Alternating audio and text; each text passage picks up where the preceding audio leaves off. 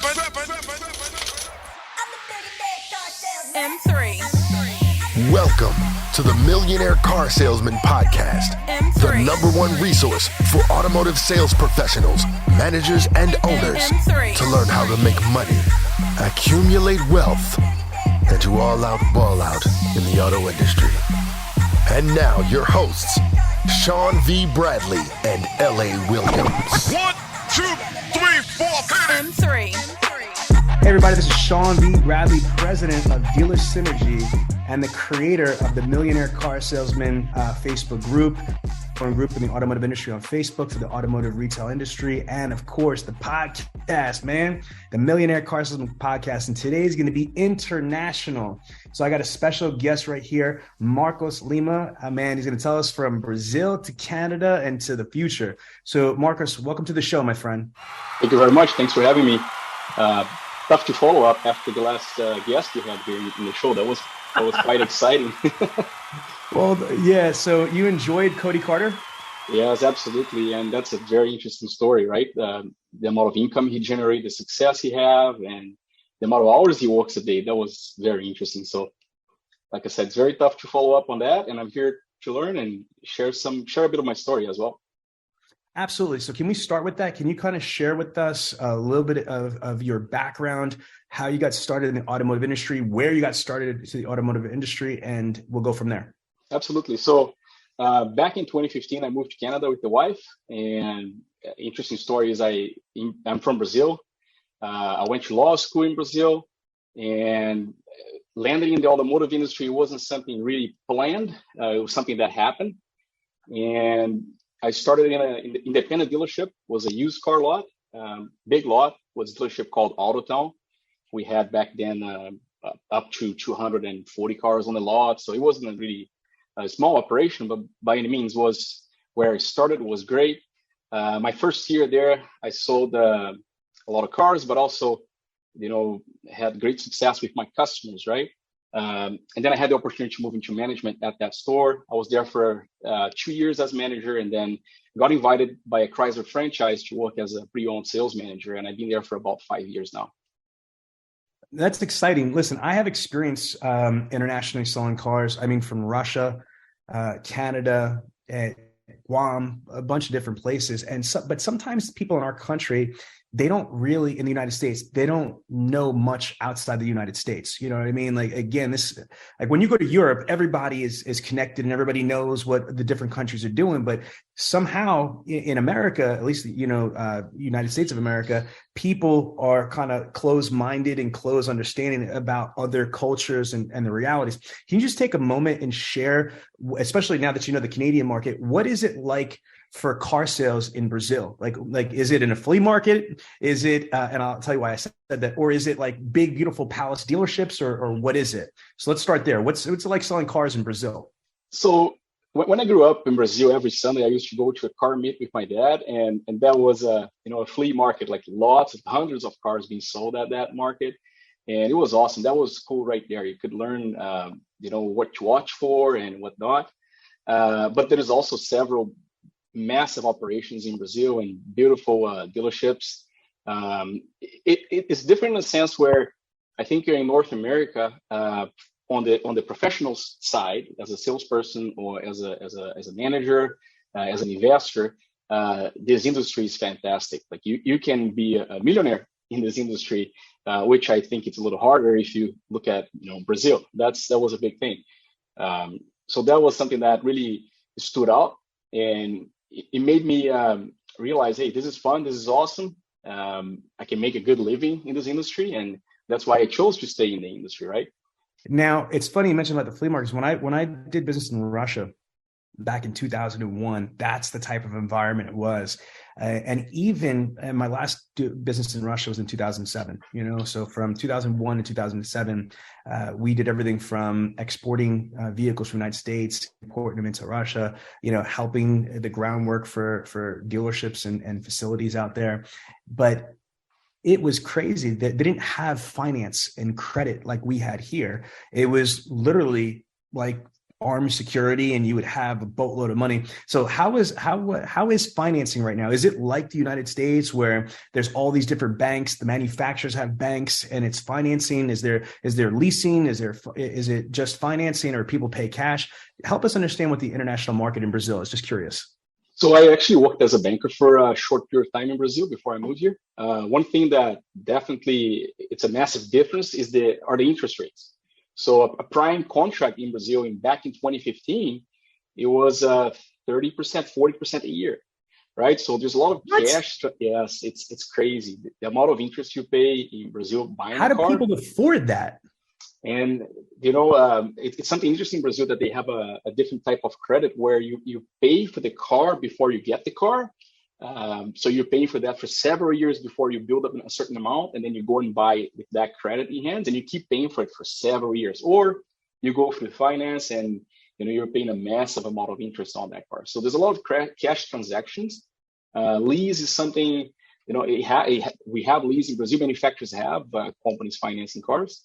And mind you, I haven't been there in 8 years, so some things may have changed, but I know for a fact the interest rate it's a big one. So when I get a newcomer that comes to see me at the dealership and they're complaining about the interest rates, it's a lot of people, they actually say, hey, like we have it great here in Canada, and I'm sure in the US also in regards to that. Like you can actually afford a nice vehicle and without having to, get yourself into a crazy interest rate. I love it. This is great information for our audience, because a lot of times, dealers don't understand how good they've got it, even when they think that things aren't the best. I mean, like, you guys don't have 30% interest per year. I mean, like, pay attention. All right. Now, you're still international to me because I'm in the United States. Absolutely. Yeah. The Canadian market is a little bit more progressive, a little bit more developed than the Brazilian market is, but I still think that Canada is behind the United States in certain things. For example, what I found is that, because I have a bunch of Canadian dealer clients, especially over the years, in Canada, you guys don't have third-party providers for new cars like we have in the United States, like for new car lead source providers. You have, used car providers, but there's, unless that just happened in the last couple of years, there's been no new car providers where you could say, hey, I want to buy 100 leads from AutoWeb or 200 leads from TrueCar on new Honda Accords or new Ford F-150s or things like that. So what I found is that in Canada, lead generation is a little bit more left up to the dealer for digital marketing, advertising, and branding, versus here where we have it easier. And I want to just take a minute to just tell our audience, I'm like, there's a lot of dealerships that are not leveraging third-party lead source providers. There's a big difference between a new car lead source provider, a used car lead source provider, a special finance lead source provider, a third-party lead aggregator, and an online classified. Those are 5 separate categories, and they all 5 do separate things. Now, from your opinion, would you agree with me that Canada is more developed and more resources than Brazil? Absolutely, yes. In that sense, it's usually Brazil follows suit. So it's US, Canada, and then you see things happening over there, right? So yes. I just came across a big company in Brazil who is doing what, I'm not sure if this is a good example, but Carvana is doing, right? So a lot of digital retailing tools, and you go and buy online. That was something that we didn't have up until, last year, I guess. A big thing I think you touched on an interesting point there is, we dealers are very good at selling cars, but sometimes you're not great at marketing, right? And that's why the reason why I got invited, I was just telling you, it was because I got in touch with Tiana about her success on social media. And that's, for me, it's a big area of opportunity to generate leads, right? Engage with customers and sell cars. 100%. Tiana, what she's done in building her own brand for T Got Your Keys, what our other daughter, Tiana's sister, K Got You Covered, is doing, what Chrissy Burton with Chrissy the Car Fairy, what Cody Carter has done, on Retrack Autos. These are some nationally recognized automotive sales professionals that are building their brand within the dealership's brand. It's not just the website, or it's not just social media, it's everything. So the philosophy of my brother is this: if we keep saying to car salesmen and car saleswomen that car sales is like your own business, right? Pretty much car sales is like owning your own business. Well, then you have to be an entrepreneur. You can't be an employee. You can't wait for the magic up bus to come through. Unfortunately, the average salesperson in the United States, out of almost 500,000 car salesmen and car saleswomen in the United States, that's franchise, independent, buy here, pay here. There's over 500,000 automotive sales professionals in this country. The majority of them, that means the majority of them sell less than 10 cars a month. And that's because the number one reason is that they don't build their own business within the dealership's business. They use the dealership as their umbilical cord. They use the dealership as a nipple, metaphorically speaking. They wait for fresh ups to come in to the showroom or on the lot. They wait for the phone to ring. They wait for the emails to come through. Now, here's the crazy part. That is traffic, but it is the lowest quality traffic, the highest amount of aggravation that you're going to have, and the lowest amount of grosses come from there. On the flip side, the highest closing deals has always been repeat business and referrals. You're looking at a 50 to 65% bare minimum closing ratio off of a prior customer or referral. Now, NADA says that a service customer is 7 times as likely to purchase a vehicle from where they service a car from.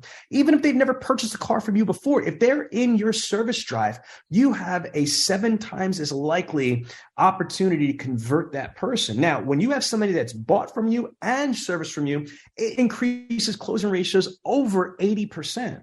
So if I was playing the odds, or even if I was freaking lazy, I would focus on what am I going to get the biggest bang for my buck. The biggest bang for your buck is to build your own book of business, drive traffic to you. Now, don't get me wrong.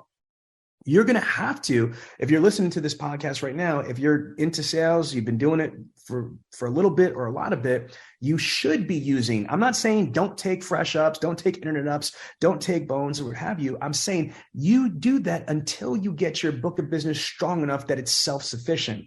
So, Marcos, do you agree with what I'm saying conceptually? 100%. And I think that starts in the hiring process, right? I use the same word track that you just said. That was awesome. This is your business inside our business. So if you set the expectations when you are interviewing, you have someone who you think it's a good fit, you have to explain them that this is the first step, have this mindset, and also this takes time. So for you to get that service, that repeat, that referral, it takes time. I had customers, actually this was interesting. I had 2 customers last year that I met in my first year in the industry, and they had no credit. I couldn't finance them or sell them a vehicle. I did not keep in touch with those customers, being that I moved to dealerships and I was busy. I did a very good job with those customers, and they came back to see me. But guess what? They started off a Facebook post on the Brazilian community when I first started the business back then. So you plant those seeds, and you have to wait for them to grow, right? I agree with you 100%. Here's the challenge, though. If we know that, if you know that, then why are people in the automotive industry still struggling? This just blows my mind. If I know it, you know it, people that listen to podcasts know it. Knowing is not the problem. Doing is the problem. And I love what you just said. It's got to start from, if you're recruiting people the right way. Again, one of my competitors says it, and I keep sourcing it, but I love the phrase, so I'm stealing it. Did we hire them dead or kill them after we got them? Did we hire the wrong people because we did a shitty job in recruiting, screening, and onboarding the person? So let's start with that. I love what you said. Folks, listen to what this awesome international sales manager is saying. In the recruiting process, in the hiring process, you need to try to qualify your potential new hire, your new employee, to make sure that their mindset is right. Do they understand that they've got to hunt and gather as soon as they complete training, right? Absolutely. Let me explain to you. Real estate agents, I don't know how they are in Brazil or in Canada, but in the United States, they know as soon as they get their license, they're on their own. They need to market, brand, advertise, buy leads, and create their own business. They are legitimate entrepreneurs from the door. And I believe that if car salesmen and car saleswomen had the mindset of a real estate agent. And I am not saying that real estate agents are great. I'm not even saying they're better than us in any way, shape, or form. I do want to just reference and correlate that when you get your license, you know that you are on your own and you're going to starve unless you build your own book of business with networking, community involvement, business development, marketing, advertising, branding, etc. So if we are cultivating, screening, interviewing, and making sure that we're hiring the right caliber person that knows that they have to build their own business, I think they would be more successful. But Marcos, why do you think more sales managers or general sales managers or general managers are not following that simple rule that we're talking about right now? Why do they just hire people and allow them to act like luggage and just sit around and wait for shit to happen at the store? First off, I think we hear this, I heard this several times, but there's a shortage of people in the market, right? So sometimes you settle for what is in front of you. And Stop. I'm calling bullshit right here. I'm so tired of these excuses. Stop. So There's how many billions of people are on planet Earth? Did we break 8 billion? There's 8 billion people. There's 8 billion people. We don't have a people shortage. What it is that dealers have a shitty recruiting strategy. I have a company, Dealer Synergy. We recruit and staff. 19 years I've been in business. I have successfully recruited and staffed 37,600 plus employees, salespeople, BDC reps, sales managers, general sales managers, technicians, F&I, service BDC people, we've done it. So here's the reality. I don't mean to be disrespectful to you in any way, shape, or form. Oh, absolutely not. I want to turn around and have anybody listening that's going to say, oh, there's no people. You're lying. There's more people on this planet than ever before. Just because you're not finding them doesn't mean they're invisible. Not everybody does DoorDash. Not everybody is a TikTok influencer. But what it is when you don't have the right strategy for recruiting and hiring, it's you. It's not the people. Stop blaming the rest of the world. I mean, hell, you could recruit from people outside of your area, outside of your state, outside of your country if you want it bad enough. But if you don't have the skills, then what I'm saying is that you need to find a company, I'm just saying, like Dealer Synergy, for example, or somebody like us that is actually certified. Here's the other problem, bro. There's a lot of there's a lot of recruiting and staffing companies out there that are not actual recruiting staffing companies, meaning they've never been certified as a recruiter. They've never gone through school, compliancy for recruiting and hiring. But here they are taking money from dealers and saying that they're recruiters. I'm certified by Top Grading.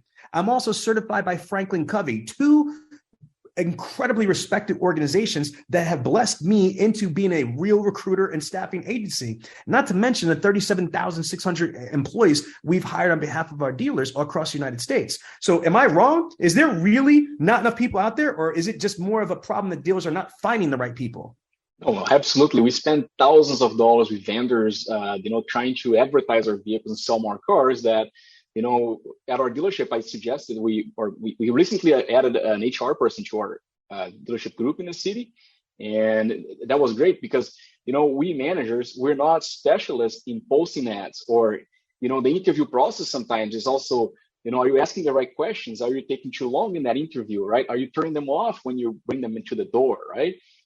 So absolutely, I agree with you 100%. That's just the excuse that, typically you hear.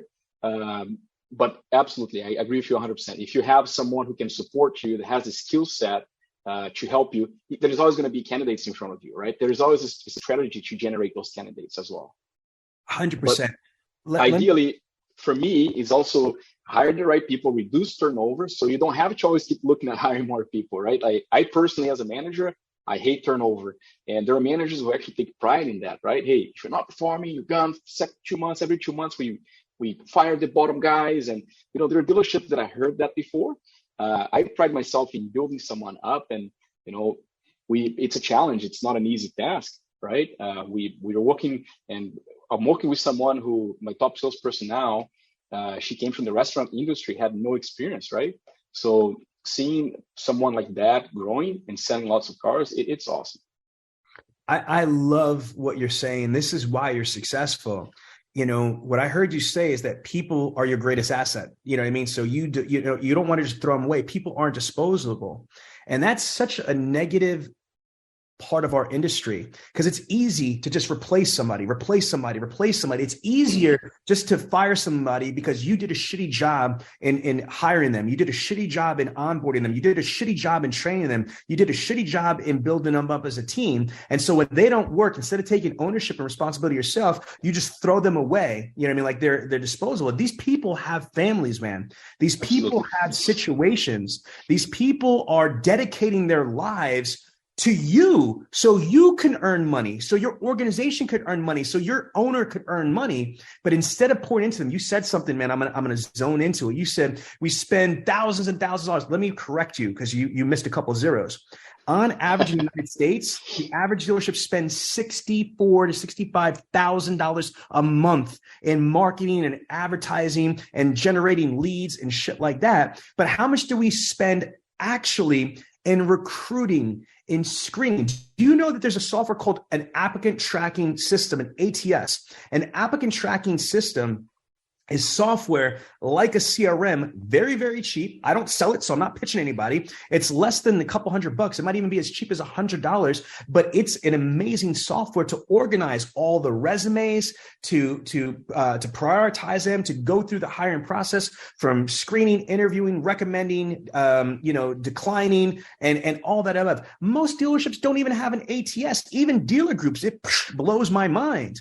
Here's a couple of other things that we do. The two biggest things I keep preaching on this podcast that I learned from Top Grading. One of the things I learned from Top Grading is the number one place that people go to when they're looking for a job is the company that they're looking to work for. So if you don't have a section on your website that is built by you, not a mercenary, that's actually got content that explains why to work for you, called an employee value package proposition. What is different and better about our organization? Why should you work for us? Okay, here are all the unique benefits and realities, employee testimonials, etc. Most people don't have that. They have a little shitty area we're hiring that they have a vendor put an API widget, which is ghetto done, but it is what it is. The second thing is, do you remember when all the consultants and trainers years ago were saying, get Google reviews, get Yelp reviews? You remember that? Yes. They do nothing for somebody that wants to work for you, okay? But there are websites like Glassdoor reviews. Glassdoor is huge. Indeed.com is huge. They have reviews. Most dealerships have never even claimed their Glassdoor page or their Indeed.com page. And then, one of the services that we offer is not only will we claim the pages, we format the pages, we organize them with graphics, with video content if they're allows us to have video, and most importantly, we aggregate all of the dealership's employees to be able to put strategic testimonials there. You can't just spam it because it's like Yelp. If it's on the IP address, you'll get sandbox, etc. So we do this. We don't just put ads out in ZipRecruiter, Career Builder, Monster, or Craigslist. We do all of that. But then on top of that, we create videos. So we have 30-second videos that we do for broadcast television and for cable, or we have them for YouTube, for pre-rolls, etc. We also do Facebook ads, Instagram ads, organic and paid. And we even create an email blast to go through our CRM. If you've got 30, 40, 50,000 or 100,000 people in your CRM and or DMS, why are you not sending out once a month a broadcast email or in your newsletter that we're hiring for this, etc. There's so many things that the vast majority of recruiting staffing companies don't even touch. The most that they usually do is they put some recycled ass ads that they've been using for the same 15 years, to ZipRecruiter, Career Builder, Monster, and then they wonder why they're not getting great people. Now, do you fish in Brazil? Because I know Brazilians like to fish. Do you ever fish? I'm not big into it, but my family is. My mom, she loves it. Okay, so question for you. So it's a fishing question, my friend, right? So can you catch the same fish with the same bait? Meaning, can I get a tuna or a swordfish with saltwater fish with the same bait that I'm going to use with the freshwater?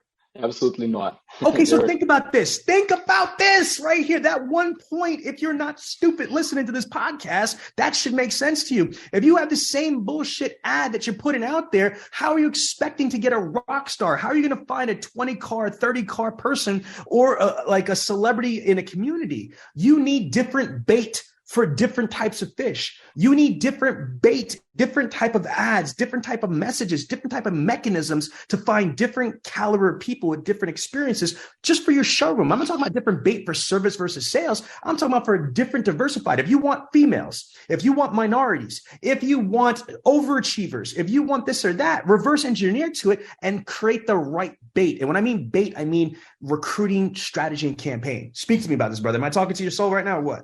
No, that's great. That's fantastic. Because usually when you have to post an ad, and I used to post the ad for the dealerships before we had an HR, what do? You go back to your old ads, copy, paste, and you're doing the same thing. You're looking at all the dealership ads and trying to kind of copy that a little bit. And boom, you put on Indeed, and then you wait for, you wait, right? You're not really proactively taking the steps to find the right candidates and stay in touch. Sometimes people change their minds along the way as well, right? So you may have had a great candidate that didn't work now, but hey, if you stay in touch, then, and also another thing that I want to add, like you always need to be recruiting. If you go to a restaurant, you have good service, pull a business card, right? Hey, have you thought about this? I've done it before.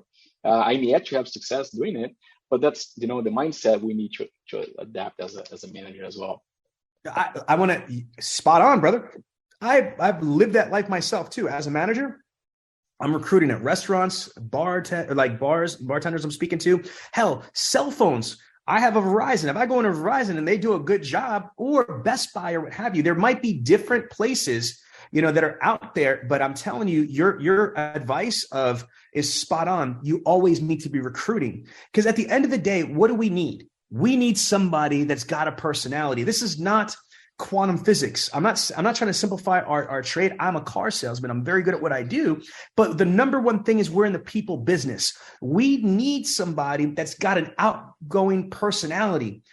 That's interesting. Somebody that's a good listener, somebody that could talk and articulate themselves. And then if we have a proper training mechanism, we should be able to train that person. But you can't train somebody that doesn't have a personality, or somebody that's lethargic and lazy and things like that. Does that make sense? No, absolutely. 100%.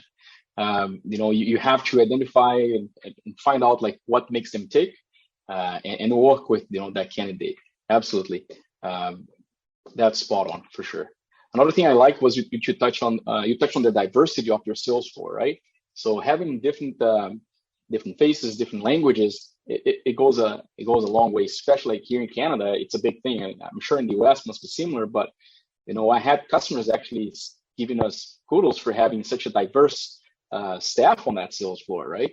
And that's also something to keep in mind when you're hiring, right? You can't. Brother, 100%. Do you know the statistic? We're part of NAMAD, which is the National Association of Minority Automobile Dealers. The NAMAD Association is 1,200 rooftops in this. They say that over 30%, almost one third of all cars purchased in the United States are purchased by minorities.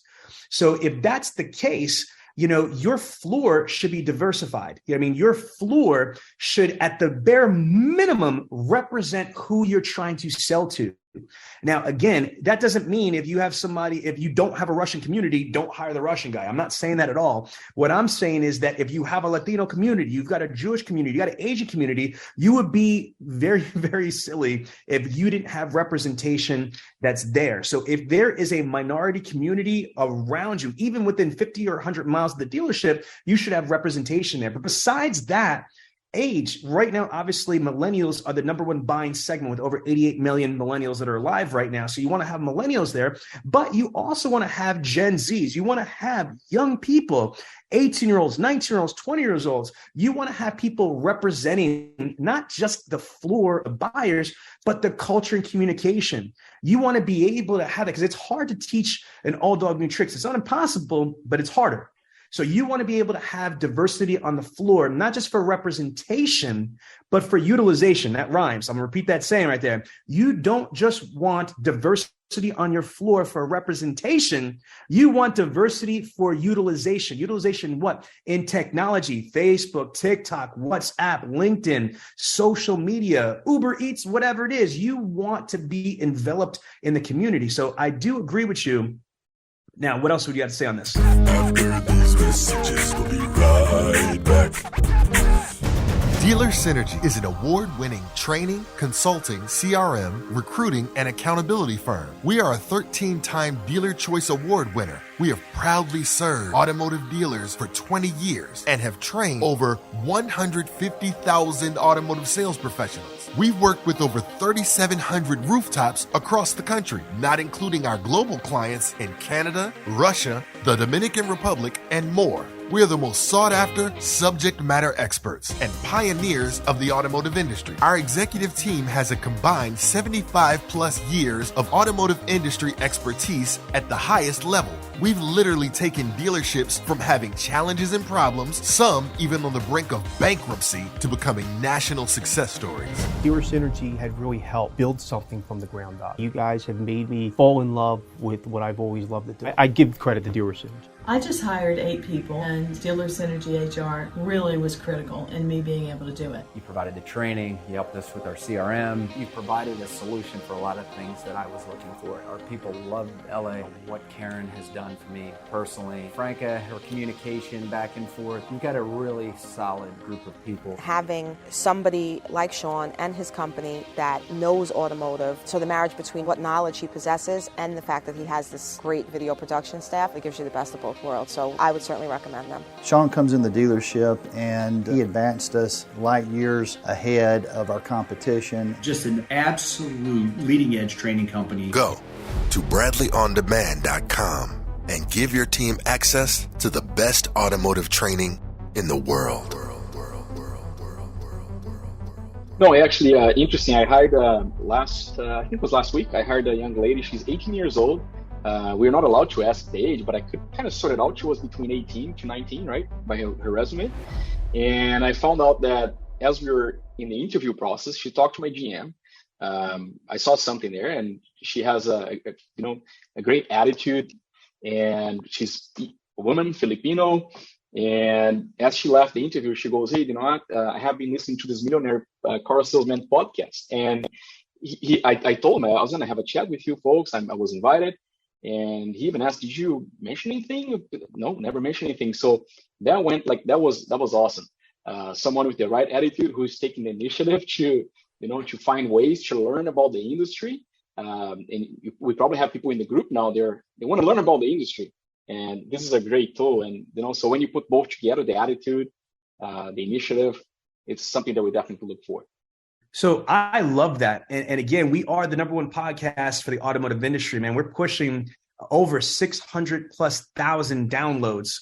We're one of the newer podcasts. And again, I'm super proud that we've got people, obviously you're international from Canada, but we got people, all over the world that tune into this because, we're the cutting edge. And having employees that are listening to this, it sets the mindset. Just how you were listening to this and you're learning, and now you're here, what you're saying is being resonated on with our other listeners. So I love that. Now, have you recommended the podcast to everybody in your dealership? Oh, absolutely. Now my GM is on it. He has a bit of a drive from home here, and he's starting from the first ones. And I have a young boy, so when I take him to daycare, it's tough for me to listen, but I try and find time to listen. You were talking about reading the other day. I am unfortunately not big into reading. I enjoy this more. And the podcast is an awesome tool for people. If you have a little downtime at the gym, in traffic, take the time to focus on this. It's going to be more productive than listening to the live radio, right? Another suggestion I have, I was invited to this podcast because I wish I had a success story like the last person you invited here. What's his name? Cody? That was Cody an awesome Carter. Story. That was awesome story. And that's awesome. But the reason why I got invited was because I reached out to Kiana and her success on TikTok. I was in a class. So Georgian College is a university in Canada. They do a training called Automotive Dealer Academy, and I'm taking that post-graduation there. They talked about TikTok. When I got back in Winnipeg, I got my team in a meeting. And I said, "Guys, you need to jump on TikTok. It's awesome. This is the next step in the automotive industry." And the guys start laughing and they go, "Hey, you want to sell cars to 12-year-olds? You want to sell cars to kids or teenagers?" And that made me think, okay, maybe I need to take a different approach. So I reached out to Tiana, pulled my guys into my office after, showed her response, showed her video, her success, right? So we as managers, we have to do, it's always about the approach as well. After you get them engaged, you need to justify why you're suggesting that, right? So this podcast definitely has some great tips about that as well. Well, what I'm going to do is I'm going to show you something too. Here's another tip. Now, for my audience on Facebook, they're going to be able to see what I'm doing right now. But for my audience that's on the podcast, when we launch this on the podcast, what I'm doing right now is I'm going to TikTok right now because I'm going to give our friend here some crazy, awesome ammunition to shut down. I want to just show you. I'm not going to talk about this. You got to see this because it's mind-blowing. His name is Brandon. He goes by Cargoza. Can you see this right here? Absolutely, yes, I can see it. Okay, look at what he's got here. He's got 111.3 thousand. That's 111,000 followers. And say it out loud. What does that say right there? How many likes? 1 million likes. That's a lot. 1.8 million likes. Guess how many cars he has sold from his TikTok channel? You know, he must have been a lot. Over 106 cars are sold. He is the marketing director at the Jeff Weiler Auto Group. Okay. You're seeing it with your own eyes. So your people that are laughing are completely ignorant because their minds. And again, like Jesus said, please don't, hold them accountable for what they don't know. You know what I mean? It's not their fault that they don't know this. And so I'm not speaking disrespectfully of your employees. I'm just saying they're ignorant because it's ridiculous. If you feel that way, but go talk to this guy. You know what the average freaking Mercedes-Benz grosses right now? I got Hyundai dealerships that are averaging 8 G's a copy. So let's just do 106 cars times just 8 G's front and back total. We're talking about $848,000 that he's made off of TikTok. Almost $1 million selling Highline cars off of his TikTok channel. God bless America. And this is one of the things that Dealer Synergy does. This is what Tiana specializes in. Tiana's got her own channel. It's got 20,000 followers on it. But she's got a video, just one video went viral, 2.5 million views, and she sold 10 cars off of that. So one of the things that Dealer Synergy does is teaches dealerships, departments, or individual automotive professionals trying to build their brand how to set up TikToks, how to organize the TikToks, how to create content, and how to be able to drive traffic through TikTok. Again, I commend you for being resourceful and being proactive, but just have patience, which I know you do, but have patience because a lot of people don't understand. Most people think, oh, it's about 12-year-olds. No, it's not. Again, I just showed you just one person that made close to $1 million posting freaking car videos on TikTok. What do you think about seeing that with your own eyes? No, I think that's awesome. And I do believe in it. That's why I brought it up to my salespeople. The thing is, sometimes you said it, they are ignorant. They don't understand. They don't have the knowledge. So you have to show them why. And I think Tiana was a great way to show them why. And now I have 2 salespeople who took the initiative themselves, because the way I do business is I don't like to force them and tell them, hey, you got to do this, go do it. I like them. It's always great when they take the initiative. So they're taking the initiative now, to get more involved in social media. Actually, one salesperson I had, customer walked in and said, hey, someone said they see you on Instagram and they told me to come see you. And that was fantastic. That happened for the first time, I think it was last month. So I think what we lack in the industry is proper training from, and no offense to the trainers that we have, like especially the old school trainers. Like I learned a lot from Joe Verdi and, a lot of guys in the industry. But what you do, if you have someone who can go and train salespeople on how to build content, how to engage, how to keep in touch and follow up, that's fantastic. There are a lot of companies now that they sell the leads, or they'll tell you how to build your brand as a business, but they're not really helping you as a salesperson to get to the next level. So that's awesome. Tiana definitely has some great tips, great advice, and I'm sure she's capable of helping dealers get to the next level there. 100%, my brother. But here's the other problem is that dealers don't understand what training is. And I talked about this a couple episodes ago, is that, the product certified. Are you a franchise dealership or independent right now? Well, I'm sorry. I'm with Chrysler. So you're Chrysler franchise. Okay, so again, then I'm speaking to you specifically then and other franchise dealers, but independents too, you know what I mean? But especially franchise. Don't be delusional. Don't think just because you get OEM certified for product knowledge and you know the road to the sale, or you so that you're trained. That is not trained. There's more to being an entrepreneur. There's more to building and running your automotive sales business as a sales consultant besides just the road to the sale and product knowledge. You've got marketing, advertising, branding, you got video, you got social media, you got communication, you've got phone calls, you got emails, you got text messages, you got video email, you got video text messages, you got animated GIFs and memes. That's how human beings communicate with each other. They use emojis, they use memes, they use graphics, they use digital assets. It's more than just email, phone call, text. You know what I'm saying? So again, there is so many different things to get somebody ramped up, but it starts with the mindset. The dealer, the GM, the GSM, the sales managers from the top down need to have the vision that you want to develop a certain type of a floor that's going to have salespeople that are progressive, productive, and that don't want to just be attached to the umbilical cord of the dealership, that they're thirsty to say, boss, show me, how do I build my business within your business? How do I leverage? Now, listen, what's the name of your Chrysler store? What's the official name? It's Murray Chrysler Dodge Jeep Ram. Okay, so follow me on this. And this is the analogy I like to give. Murray Chrysler Dodge Jeep Ram. First of all, you are franchised to an American company. So it's not even your country. You know what I'm saying? So who's the owner? Just the first name. What's the first name of your owner of Murray? The Murray Auto Group. Murray. Okay, so follow me. The Murray Auto Group, first of all, doesn't have anything to do with Chrysler manufacturer. Do you agree? It's separate money. Yes. Whatever stocks and money that Chrysler makes, Mr. Murray doesn't make any of that shit, right? It's a separate business. So a Chrysler manufacturer has marketing, advertising, branding. They do digital marketing. They do traditional marketing. They've got websites, social media. They've got mobile. They got heat maps. They got pre-roll. They do community stuff. True or false? Chrysler does all that, right? Absolutely. You don't even have to answer the question. Matter of fact, don't answer the question. Rhetorical question. What is Murray Chrysler Dodge Jeep Ram doing? I am sure you guys have your own website. You're doing advertising, marketing, branding, blah, blah, blah, blah, blah.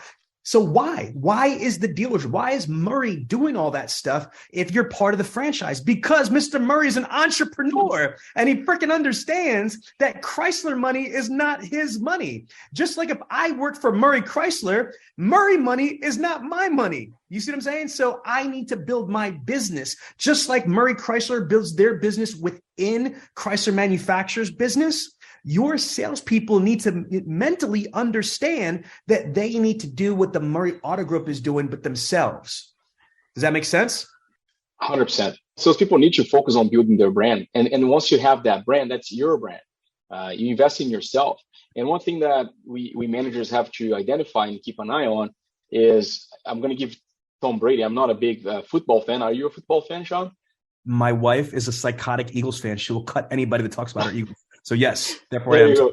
So you take Tom Brady, and that's the analogy I like to use. Like I'm as a manager, I'm going to try and point you to the right direction, give you some great tips. But you know what?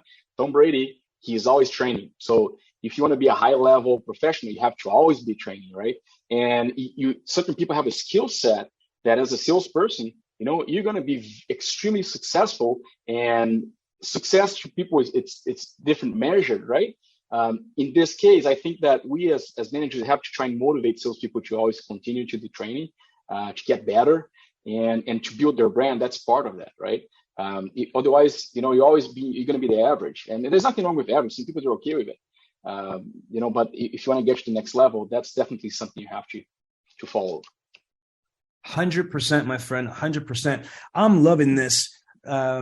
That brings me to the next point we're talking about here. If you have the foresight or the vision to do this, that's great. But, you know, again, a vision or dream without a plan is just a vision or a dream. It's hope. So what you got to be able to do is, it's not just the recruiting side. You know, I mean, there's a chicken and egg. The egg analogy, in my opinion, is the recruiting. The chicken is the onboarding and training. So dealers need to have all this mapped out. above and beyond the road to the sale, above and beyond the product certification from the OEM. And if the dealership doesn't have this, they need to find a partner. This is not a Dealer Synergy commercial, but it's my show, so I'm going to say it. Look, guys, if anybody out there, it's 2023, it's brand new year. If anybody is struggling with not having the right people or not having the right amount of people, call me for a free strategy session on, recruiting, staffing. Or if you've got the people, but they're not being trained the right way, and again, if you need help, whether it's sales training, BDC training, phone sales training, or it's the unconventional stuff like TikTok, social media, video, PR. That's the other thing I want to say to you is this. A lot of dealers don't realize that PR, public relations, is a part of marketing. It's not propaganda, negative propaganda, but if nobody knows what you're doing and how you're serving the community and what's different and better about what you're doing, if you're not immersed in the community and supporting the community, how are you going to keep taking withdrawals from the emotional bank account? Buy for me, service me, refer to me. But what are we doing to deposit into the emotional bank account and into the community? So there's a myriad of things that need to happen, but it's not going to just magically happen. And guys, if you keep doing what you're doing, which is very little, and to what my esteemed, interviewee here, Marcos, had said, where we spend a ton of money driving leads, but what are we investing, into our people? Developing our most important asset is our people. Right or wrong, like you're a Chrysler dealership. What's the difference of your Chrysler store than any other Chrysler store in the United States, in Canada, or the world? You know what I mean? Other than you have the same parameters if you're a franchise. There's only so much you could do differently. The only thing different is your people and your processes. Agree, 100%. Having that culture, right? That's yes. What something that I did was a couple of years ago. It's just a suggestion. If you go on our Facebook page, you can see it. I had a clunker challenge. That was quite interesting. So as a dealership, like you said, you're trying to, what did you say again? Invest into the emotional bank? Was that what it is?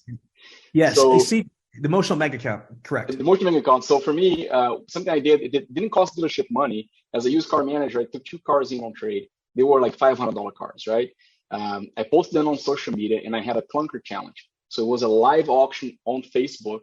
And the money that I took from that sale, I donated to a local food bank, and the dealership got a tax benefit for that, right? So that had a ton of engagement. We generated a ton of followers because of that. Unfortunately, not something that I see becoming a trend. I wish it was, but that's just one thing I did that I can share on my end. We had great success, great feedback with that story. And once again, 2 cheap cars I took in on trade. They were going to go to auction or scrap. Put them up on Facebook. Hey, first come, first serve. Let's put the bid to set up an auction. And that didn't cost dealership money at all. That was, I love it. See, I love it. There's a story. I don't know if you've ever heard the story before. A lot of philosophers use this as like, if a tree falls in the woods, does it make noise? And the philosopher point is, well, if you can't actually hear it, how do you know it makes noise? And a scientist says, you're stupid. Of course it makes noise as an inanimate object. You know what a New Yorker says? Who gives a shit? Because if I'm not there in the forest, what do I care if a tree makes noise or not? My translation, because I'm a New Yorker, is this. It's a little joke, Marcos. You know what I mean? Is this, though, that it doesn't matter how good you are. It doesn't matter what's different and better about your dealership if nobody knows it. If nobody knows the things that you're doing to help people, if they don't know what's different, if the only people who know are your staff, then you're lost. So PR, public relations, positive propaganda is a strategic element, but it's a skill. Here's what I want to do before we wrap up, though, is I want to take the time because you are obviously very well educated. I mean, you said do you have a law degree? Yes, I'm actually a lawyer in Brazil. So Jesus. I don't want no smoke. I don't want no problems. I got to talk to you about the whole election and all that stuff. Because I told you, I'm partnered with Daniel Gracie and the Gracie family, and that's a whole nother conversation. What's going on in your country, my friend? But it's crazy about it. But you are highly educated, highly experienced in multiple countries in automotive sales, and you are in the Canadian Dealer Academy for GM School, Dealer Principal School. So you obviously have got a lot of expertise. Can you just close out with whether it's Brazil, it's Canada, or just in general, give us your philosophies of automotive sales. How could somebody be successful in this industry? treat people right, with respect, regardless of who they are. Take pride in what you do. Things will take time. Yes, that's what I tell people. Success doesn't usually happen overnight, and it's a fantastic industry. And I speak it from experience. You can go from making 20, 30, 40,000 a year to making six figures, and you don't need a law degree for that. My law degree in Canada, it's worth nothing. I have to go back to school to be a lawyer here in Canada. And I could go back to school law, but I do this because it's an awesome industry, and it's just got to put the time in, and the results will come. I need to correct you respectfully on one thing or add to something. Nothing wrong, but you Sure. said you go from 20 to 40,000 to six figures. Let me explain something to you. Ali Reda makes six figures a month. Okay, he makes selling cars he broke the Guinness Book of World Records. He makes over $1.2 to $1.6 million. He won't tell us the exact number, but it's over $100,000 a month. And he talks about this all through the training. I interviewed him a bunch of times, and he says to a lot of people, the benchmark for success is becoming a six-figure annual person. He's like, I do that shit every month. I make six figures a month. Can you wrap your mind around that? We are in an industry that you have the ability, especially now. I just read an article that said, and I got stats right off the top of my head from North America, that we've sold literally millions and millions of cars have been less manufactured and sold in the last couple years. The manufacturers, Honda was down like 30+%. It's insane. And Toyota was only down about like 10%. And it's somewhere in the middle as most of the manufacturers. But how can we be down 30%, 1/3 in the volume, but the grosses are record? We're making more money because we've adapted to this new reality. But we're in an environment now more than ever in the history of the automotive industry. You could make more money than has ever been possible in this industry, but you have to earn it.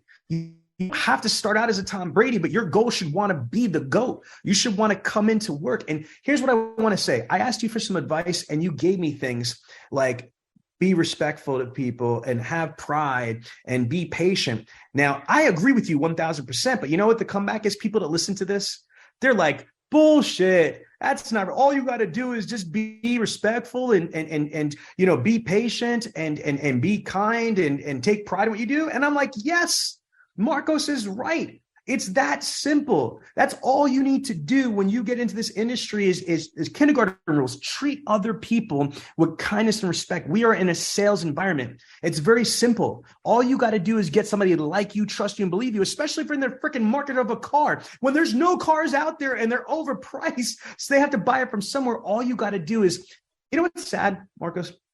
Technically, for you to be good at what you do, you know what you got to do in this industry? I don't care, Canada included, no, just Canada, the United States. All you have to do is suck less than everybody else and you win.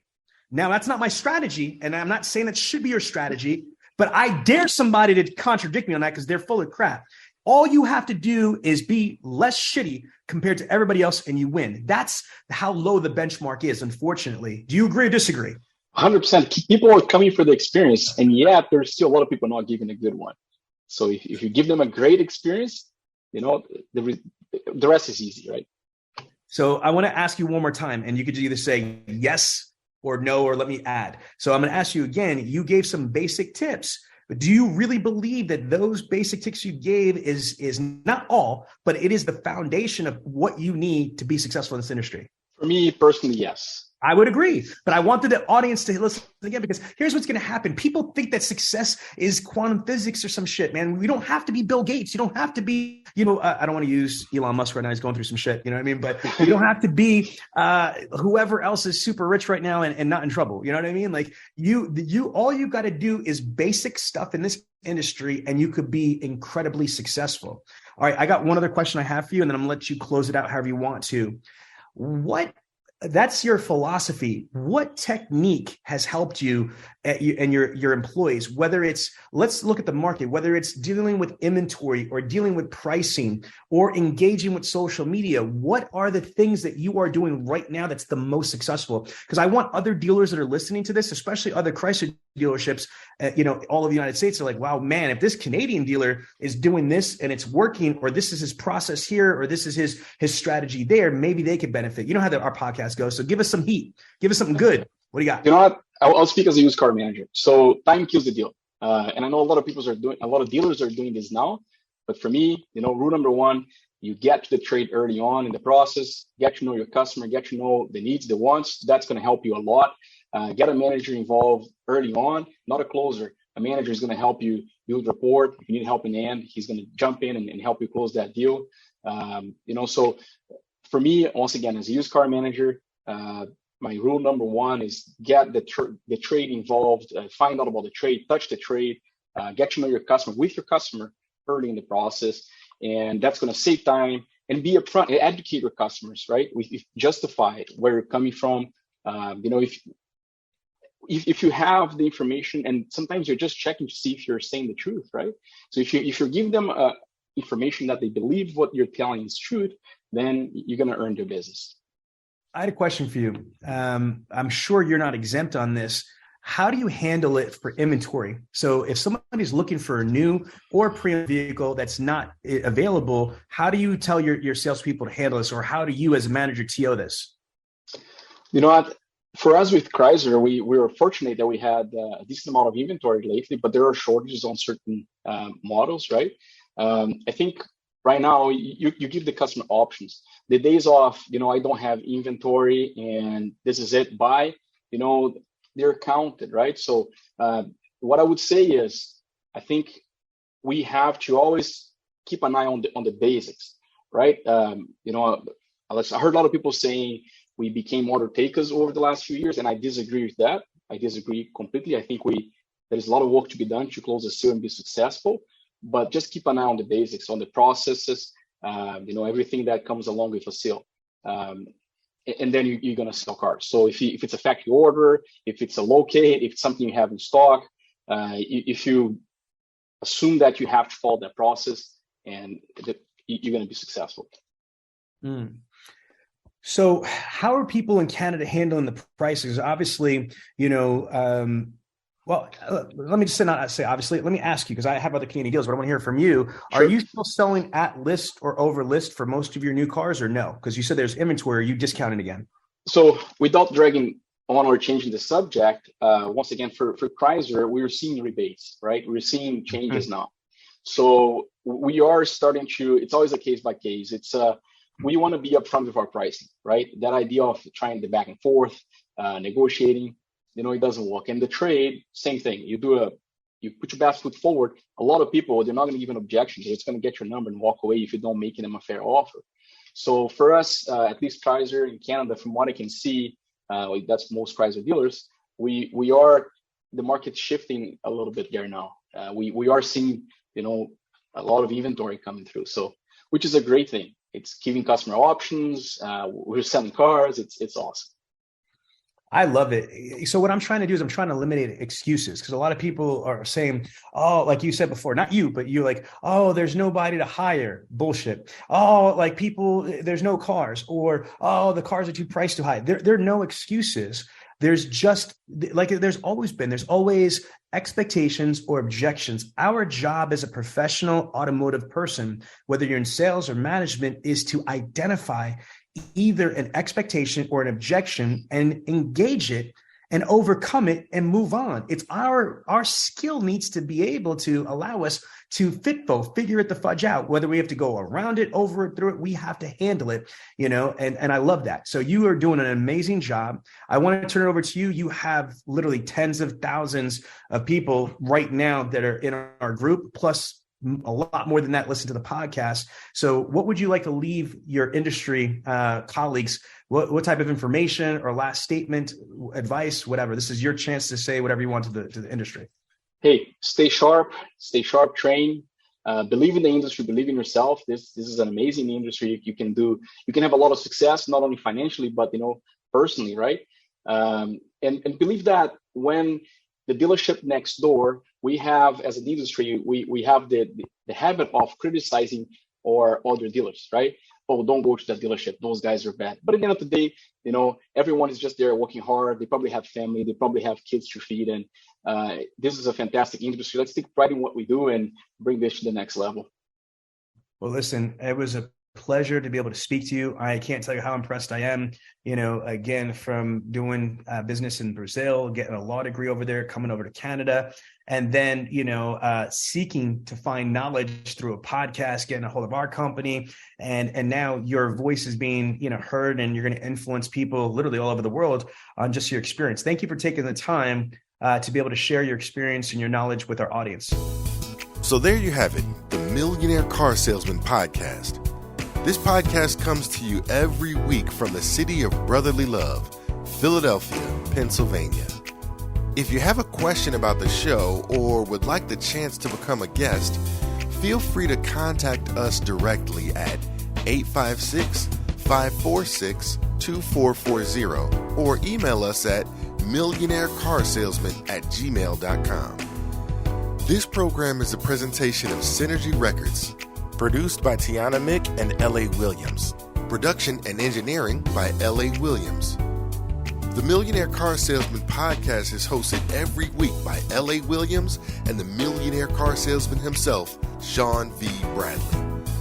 The Millionaire Car Salesman Podcast can be found everywhere, so please don't forget to review, subscribe to, and share the show.